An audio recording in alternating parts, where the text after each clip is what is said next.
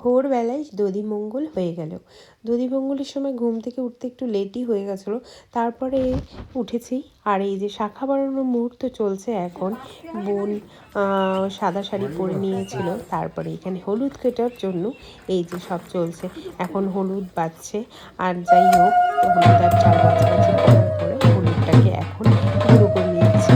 ছেলের বাড়িতেও হলুদ গুঁড়ো শুরু হয়ে গেছে, কারণ ছেলের বাড়ির হলুদ গুঁড়ো না হলে আমাদের বাড়িতে পেদিকেও শুরু হতে পারে। তারপরে এই যে এখানে নাচানাচি চলছে, সবাই প্রচুর নাচানাচি। কিন্তু আমি এখনো রেডি হয়ে উঠতে পারিনি, তো তার জন্য আমি এই ভিডিওতে নেই। যাই হোক, আমার হাজব্যান্ডই ভিডিও করছিল। সবাই রেডি, আমি এখনো রেডি হতে হতে এই যে কমপ্লিট রেডি হয়ে চলে এসেছি। তারপরে এখানে চলেছিল বৃদ্ধিতে এই যে বড় মেজো মামা বৃদ্ধি করছিল দিশা, আর দিশাকে দেখে বুঝতেই পারছো কি সুন্দর মিষ্টি লাগছিল।